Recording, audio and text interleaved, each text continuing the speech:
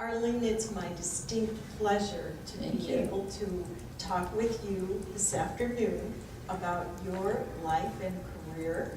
Okay. And before we get started, I would like those who are listening to know some other things about you than what they'll find in the program. As historian for ITAG, I went back through a number of boxes of materials, and in addition to you spending countless years as a board member for ITAG, back in the day where there were no term limits and it was a job that you held for a long time, you chaired a state conference in 1989 with Pam Johnson here in the Des Moines area, and I believe there were approximately 1,100 people who attended. It was a huge conference, maybe the biggest one we've ever had. And I have to add, we had no executive director then, and Pam and I typed out all that stuff. We worked till midnight one night getting the border straight on the lunch menu. So we did it. Yeah.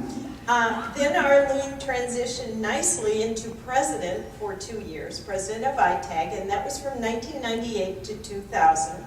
And that was about the time that we decided we needed an executive secretary to work with ITAG. And that was the beginning of our time with Alda Helvey and her association, which has taken us quite a ways into ITAG's future, and Alda's here today. Next, in 2003, you received the Distinguished Service Award from Iowa Talented and Gifted Association, and absolutely deserved. Thank you. Yes. 2004, you were a conference headliner. 2009, you were the keynote speaker for the ITAG State Conference. 2012, you were a headliner again, and of all the work that you've done, I hope you'll be telling us about your tireless efforts with the affiliate parent chapters that were such a strong piece of Iowa Talented and Gifted history. We probably had about 30 local parent affiliate chapters, and we had a speakers bureau, and we really worked hard to get the parents involved. You did. So I'm going to formally start, and my first question for you, and this is just so we keep the integrity of the interview, tell us your full name, where you were born, and where you've lived. Okay. Well, I'm Arlene Chamberlain DeVries. I was raised in northwest Iowa. I lived on a farm. I lived with my parents and my younger brother, and we lived in a 2-room house. We had no running water, no indoor plumbing, and I went to a 1-room schoolhouse, and the 1-room schoolhouse was great because you could listen in on all the other students' lessons, and I liked that. And then one day the teacher said, well, Arlene, why don't you come read with this other group? So I said, fine, I would, and it ended up there were 3 girls in our class, myself and 2 Patties. And then when I got to be 4th grade, we moved to a different farm. And then I went to a school where it was a K-12 school, and you had 2 grades in 1 room. And in high school, we had a total of 40 students. But one of the things that I wanted to say about that is that when you go to a small school, you do everything. And, I was on the basketball team and the softball team. We all had to go out for sports, or there wouldn't be enough for a team. So we did everything. We did the plays and all the music programs, and I was in all the singing groups and played for the music groups. And so you do everything when you grow up in that kind of a situation. Tell us some more about your early years. What early experiences did you have, if you could elaborate some, that influenced the type of person that you become? Well, one thing, we had a strong family tie, and my family had a strong faith. We always did Sunday school and church. I did 4-H, and I think a lot of my adult skills I learned from 4-H because, did everything in 4-H. I was the president, and we did demonstrations, and boy, I kept those record books, and I have a whole lot of ribbons that I got from all the things I exhibited at the fair, and I would just work to get everything perfect so I'd get a blue ribbon on all my things. So I think the work ethic, when you grow up on the farm, there was no time for play. You worked, and you worked all the time. And I think that strong work ethic is what made me just continue. And everything I did, I always gave it my all, because that's what you were supposed to do. You just worked till you got it and did the best you could. So I think that strong work ethic and the things that I did with my family and my church influenced my adult life. Could you tell me, if you could divide your life into chapters, you've told us a little bit about maybe the first chapter, but if you could divide your life into chapters, what would those chapters be? What would they talk about? Well, I think the first chapter would probably be family, and I have a daughter and a son who are both married, and I have 5 grandchildren. And so my children and my husband have always been very supportive. So I think the first chapter would be family. And then the next chapter would be education. And the education, I did lots of classes, lots of college classes. With the education, you just wanted to keep doing it. And so that education, then when I got married, my husband had a job and we moved around a little bit. So our first place we lived was Dallas, Texas, and I was elementary music teacher in Dallas, Texas. When you're the elementary music teacher in Dallas, Texas, the principal gives you the songbooks that you are to teach in that class. And I got really good at Texas, My Texas, and all those kind of songs.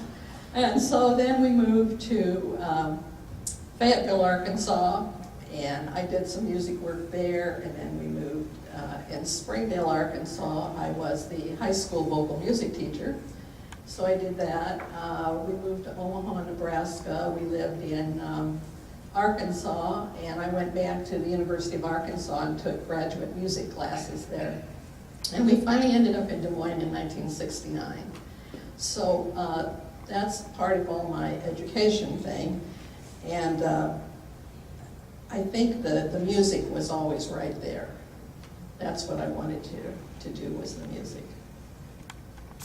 How did you end up in gifted education? What influenced you to be a teacher and ultimately a gifted education teacher? Well, I always wanted to be a teacher. And like I told you, we lived on the farm. And so I would walk a half mile up the gravel road to my friend who lived the next farm over. And she had an older sister who had brought home a lovely book about artists, and it had plates of paintings in it, told all about the artists. So she and I would play school, and we learned, that's what I know about art, is what I learned playing school with her. And we also had a great big calendar that the bank put out, and it was about this big by this big, and it had all the counties in Iowa. Everyone was in a different color. And we learned all the counties in Iowa and their county seats. That was our school lesson when we played school.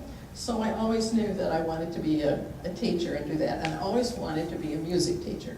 So that's how I started out. So then, how I got into gifted? Right. There's a lot of Iowa in you. You might have left for a while, but I'm glad you came back. Well, I was just very happily teaching music over at Moore Elementary in Des Moines. And I was a half-time music teacher, because I didn't really want to teach full-time because I had small children at home. And in the 80s, you know, there was all this farm crisis and there was no money, and the schools in their wisdom decided that all half-time teachers would be eliminated. So I was a half-time music teacher, so I was eliminated from that position. And in her wisdom, Florence Hoffman, who was then the coordinator of Gifted, had applied for a Northwest Area Foundation grant. And that grant came out of St. Paul, Minneapolis area. And if a certain railroad went through your state, you could apply for this grant. And that year, their emphasis was gifted talented. And so they gave several grants. The Art Center had a grant for gifted, talented artists. Carroll, Iowa had a special program. Iowa State University got a grant for the Pegasus Preschool for gifted kids. And she wrote this grant for a community resource consultant for gifted. And fortunately, in the first year it was a half-time job, then the next year it was a full-time job. And so the director of music said to Florence, you know, I've got this lady that I think she would take a half-time job, and she's good at whatever she does. You ought to hire her for gifted. So, sounded like a good deal to me. My kids were in the gifted program, and I was kind of interested in it. So I started as a community resource for gifted for 2 years on this private grant, and we made our presentations to the board, and the board picked up my salary to do that.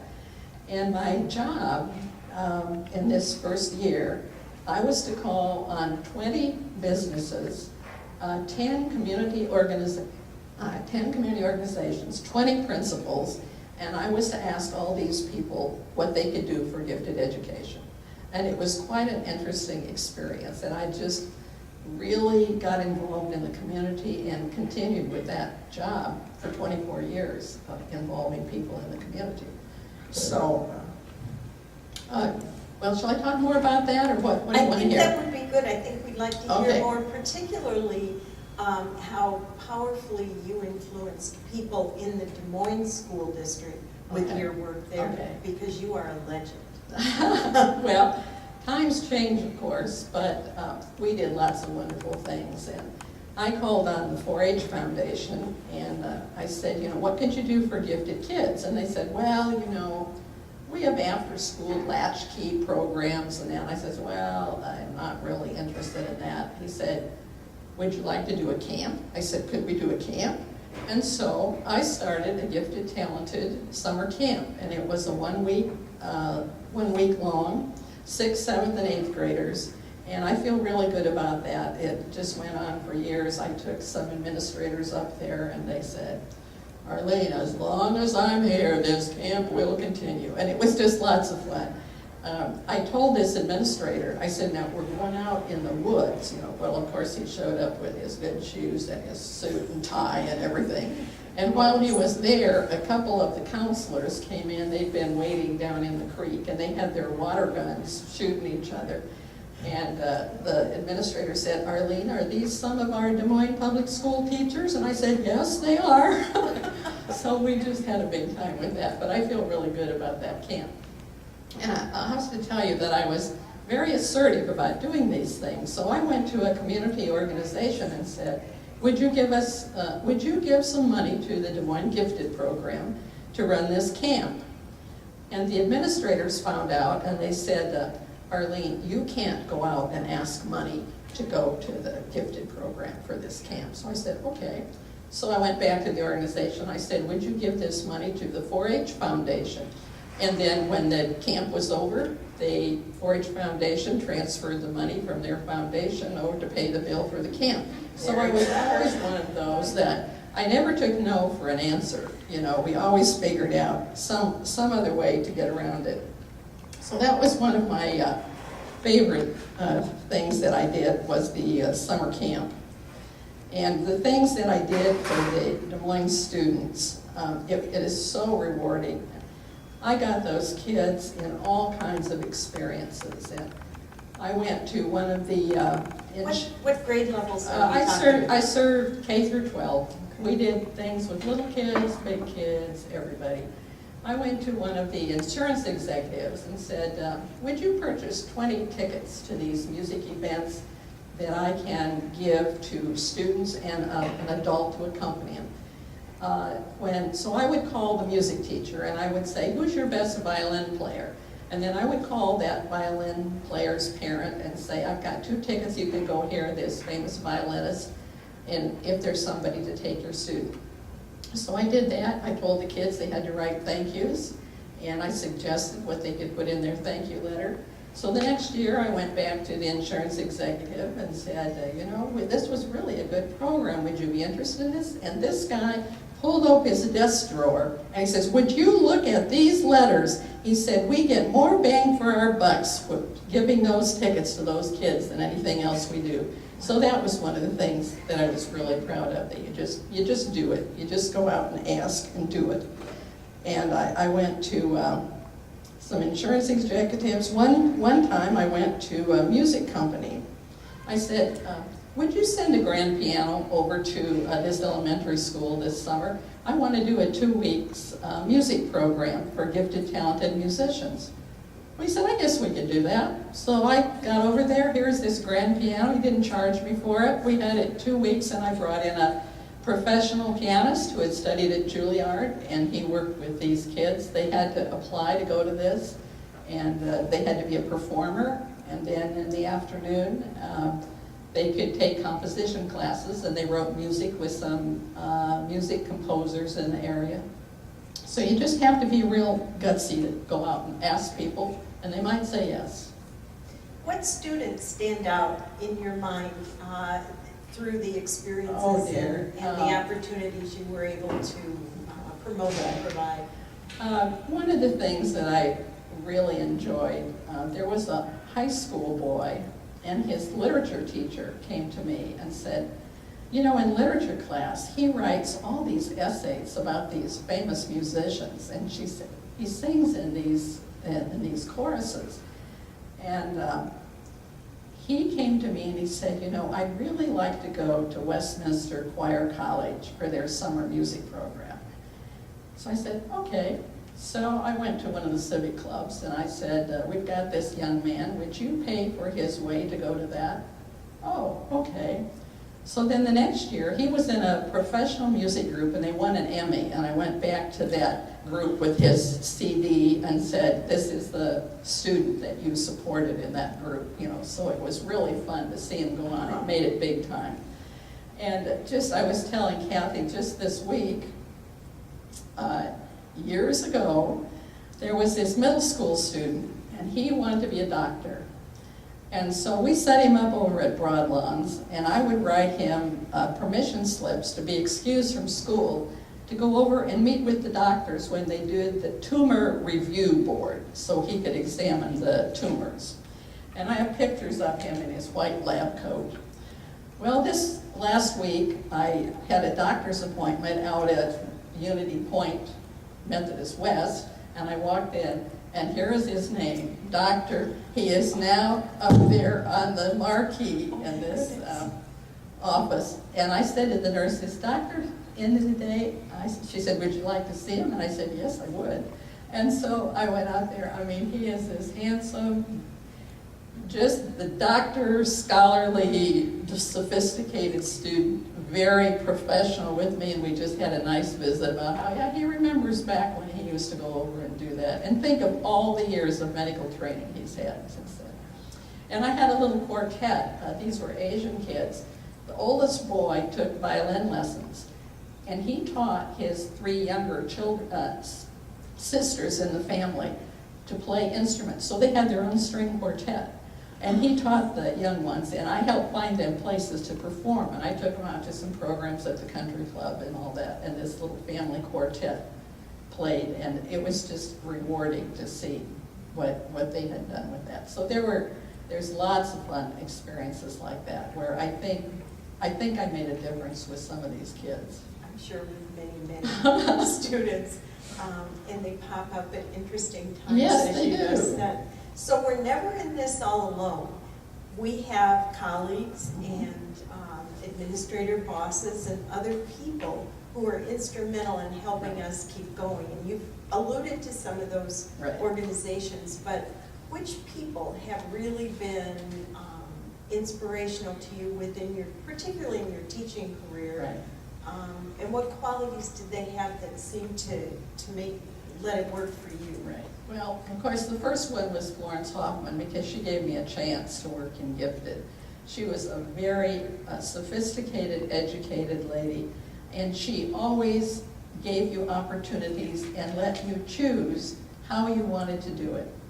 She didn't mandate what you had to do and how you had to do it, but she opened these doors for me to go out in the community and do that. What was her role?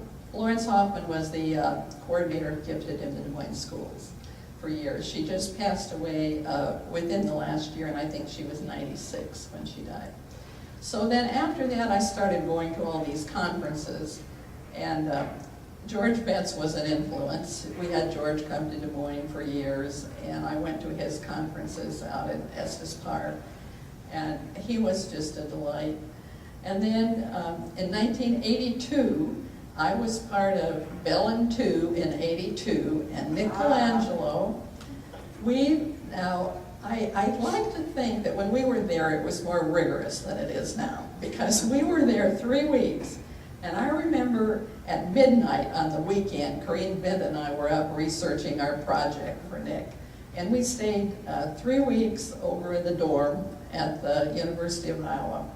And so obviously Nick has had a big influence on me and everybody in Iowa with his Bellin Center. And then in the last few years, I've supervised the Bellin Center classes that met in Des Moines for elementary students. So had a big experience with the Bellin Center. And I told Kathy just last Sunday I went to the Bellin recognition now with my grandson. It was fun to see all the Bellin people again with my grandson. So there was Nick here in Iowa, but the person that really gave me a chance was Jim Webb. He let me start. Could you tell us more about who Jim Webb is? Okay, well, Jim was a professor at Dayton, Ohio. And he thought that it would be important to have parents involved. And so he and Betty Mexroth decided to get a bunch of parents together and ask what they would like to find out about gifted kids. And so they told him what they'd like to find out.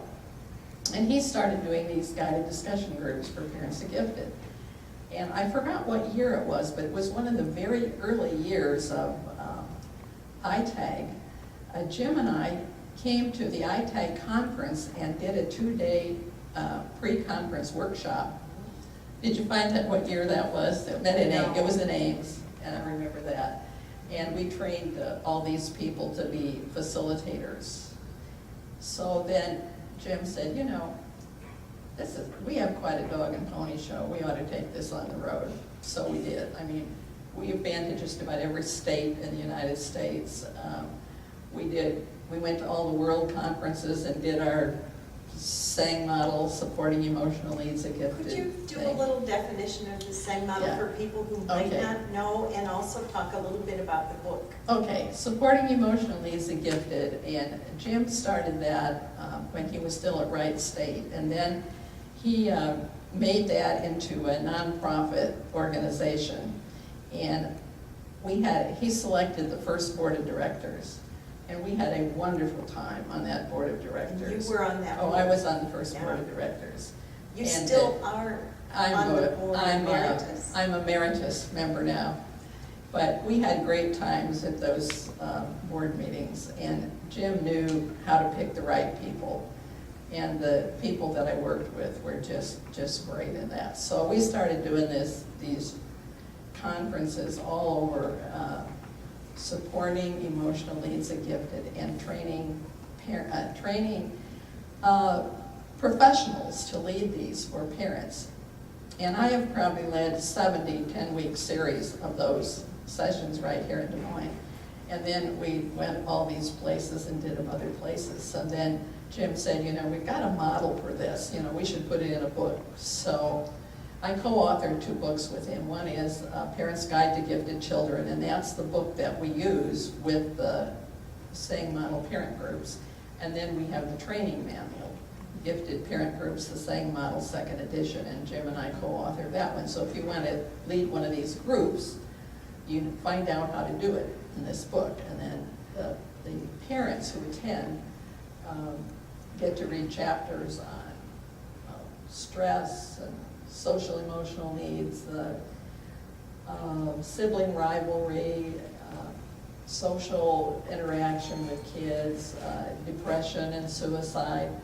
And the parents are so grateful because no one has ever really talked to parents how to discipline a gifted kid or what to do. So I feel like I've made a difference with hundreds and hundreds of parents doing through the same foundation. And that book is in its second edition. Mhm. I think you also did work in area education agencies with them. Yes, yes. We did the trainings at different area education agencies all over the country, actually. We met wonderful people. I might talk a little bit about the NAGC board. Okay. I served three-year terms. Well, before I was on the board, I was chair of the Parent Community Division. It seemed real logical to me that since I worked in parent community, that I ought to be part of the Parent Community Division. So that evolved from you saying, I'll get involved Right. with NAGC. Right. Okay. So I was chair of the Parent Community Division. Well, that was before I went on the board. And I didn't know that nobody ever went to the NAGC board meetings if you weren't on the board. But I decided that I would like to go and speak. And now, after I got on the board, I found out nobody ever comes. Well, I asked to be on the agenda. And I went and said, I think we ought to have something for parents at NAGC, and we need a parent newsletter or a parent magazine. Well, it was, no one was for it except Sylvia Rim. And so later when I was on the board with Sylvia, we were always in there advocating for the parents. So then later, we did get a Parenting for High Potential, and I was on the first editorial board for that. But when I was before I was on the board, they had a board retreat one time, and they could choose two of the presidents of the divisions to go with the board. And I was one selected to go with the board. And working with this kind of people is just so wonderful. And we had this retreat, and it was clear out in the middle of nowhere in Maryland on some horse ranch. And so it was just a retreat center. There was nothing there. I mean, you just went to meetings and then there you were. And so in the evening, they discovered there was a grand piano down there. And so Penny Koloff sat down and played by ear all these old songs. And Jim Gallagher knew all those songs by memory. And he sang in this beautiful bass voice, sang all these songs, and Scott Hunziker also, and Scott was a great tenor, and we were all singing along, and Scott said, he was a member of the Mormon Tabernacle Choir, and he said, would you like to be a guest at one of our Mormon Tabernacle Choir rehearsals? I said, yes, I would. So there I was. I went, they told me exactly what to do, where to stay and what to do, and I said, well, where do I sit? Well, you sit, if there's somebody absent. Well, I was right in the front row, and man, did I watch that director, because everybody knew what they were doing. She said, well, you can share music. Well, I found out that everybody in the choir knew their stuff by memory, so no problem with me sharing music. But that was one of the fun experiences that came out of my work on the board. Another time we had a retreat, it was in Utah, where they were training for the Olympics on the ski lifts. So we'd sit there, and I decided I wanted to ride the ski lift, so I did. I didn't have my ski stuff on, but I wanted to go to the top of this mountain, so I did that when we did the board meeting. But you didn't ski down. No, I didn't ski down. I just rode up and back, and I said to Del Stigley, you want to go with me up on the ski lift? He said, you'd miss part of this board meeting? I said, that's right, I'm going up on the ski lift. So he didn't go with me, I just went by myself. Have you counted how many NAGC events you have attended? Oh, dear. Do you remember the first one? I think the first one, I believe, was in Atlanta, Georgia. And the lady who was president of ITAG, and she was the director of education for the state, and she was from Council Bluffs, somebody will have to help me with that. She asked me to go to that NAGC one. So I worked in the field for about 25 years, and so I went to every NAGC conference.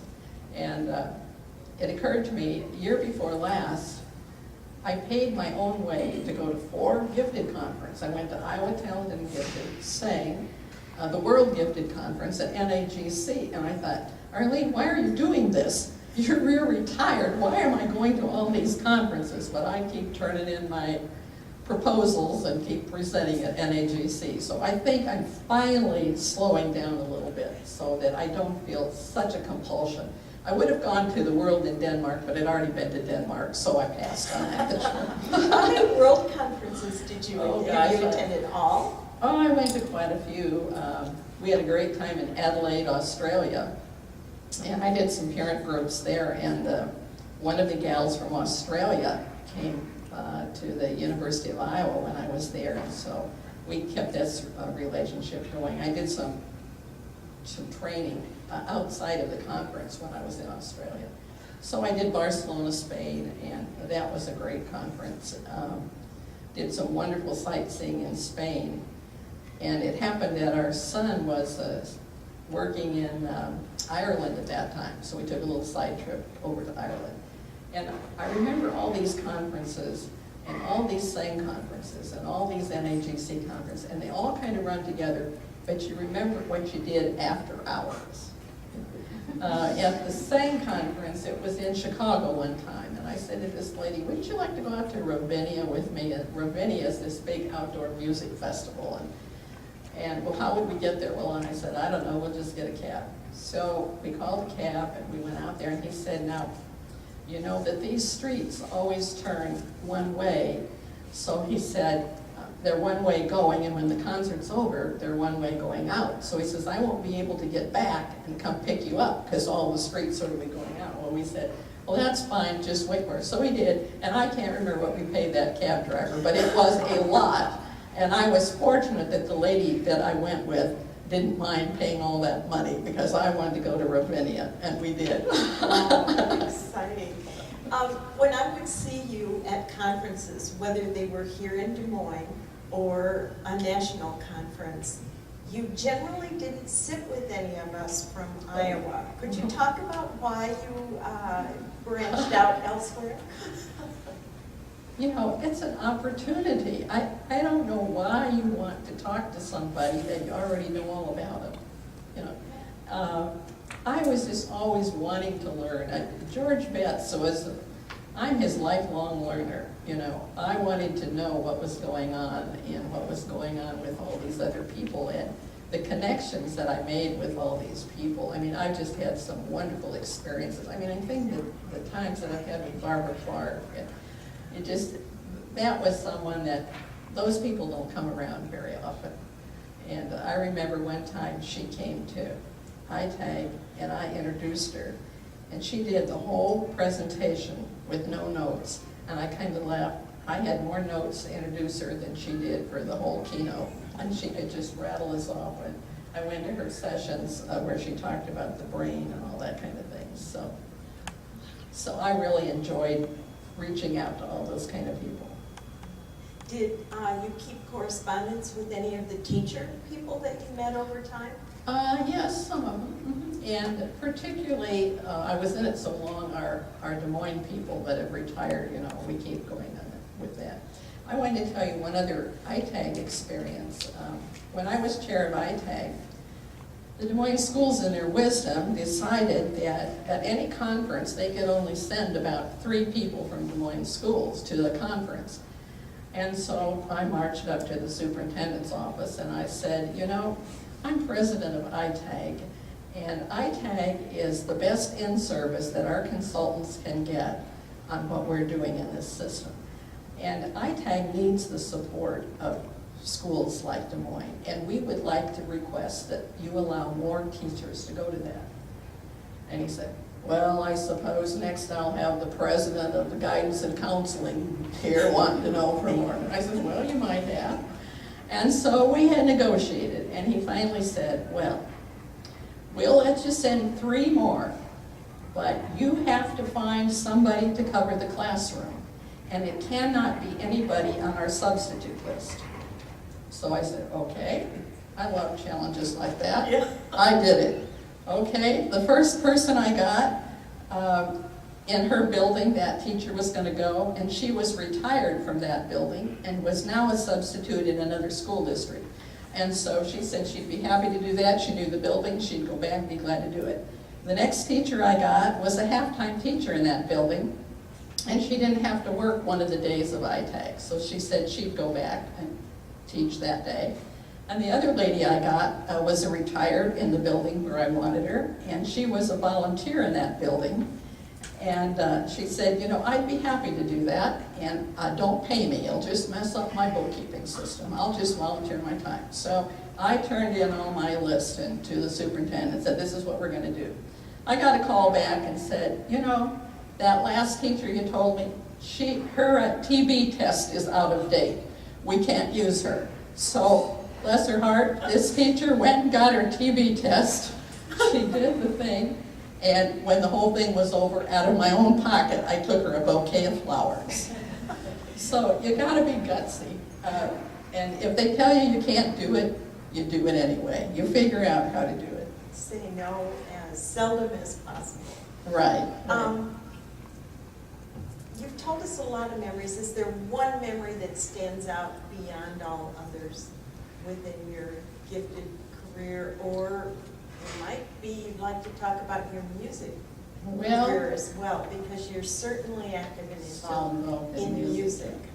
I think probably the highlight of my career was that I was able to implement the parent discussion groups and the summer camp. I mean, that was really a big thing. And the difference that it's made for parents is just unbelievable. When I think about how many hundreds and hundreds of parents that I have touched with all that. And you were asking me earlier about what retirement is like. Yes. Well, it's busy. If you're a lifelong learner, you teach classes, you go to classes, you go to concerts, you go to conferences, and right now I'm still doing the online classes for Drake University. And I see you have a name badge on. Well, of course, my leader over there, Sally Beiser, made sure that I got a Drake tag. Of course. Of course, one of my highlights was when I was the School of Education, Drake University School of Education Outstanding Alumna. And the night I got that award, the other person that got award was one of the Supreme Court justices from Iowa, and I was pretty flattered to be on the same stage with that person, so that was one of my highlights. And I don't know, I think about all the people that came before us that laid the background for what we can do now, particularly in ITAG or NAGC. We just have to keep building on that. What is one thing you want people to remember about you? I would say, in 2 words, she cares. What do you want to tell us that we might not have asked about? Is there anything that you'll say later? I wish I had mentioned that. I haven't asked about awards and honors. You just told us about one, but I think you probably have received a number of them that we don't know about. Well, SANG has given me several big awards, and that's been really important because I felt so strongly about the social emotional needs of gifted. So that and the ITAG Distinguished Service Award. I think that what I would say to people, just keep on, don't give up. One of my friends said, you know, if you can't do a run down the middle, do an end run. And I think that's what we have to do, because there's always students out there that have needs. And I would also say, don't get bogged down with all the paperwork and the tests and all this. Just look at the student, talk to the student, and find out what they're like, what their needs are, and get to the total child. And don't get bogged down with all the, is it 122 or 121, or just look at the student. What do they need, and what can you do for them? And then go for it. Well, I have goosebumps, and I will say, absolutely, she cares. My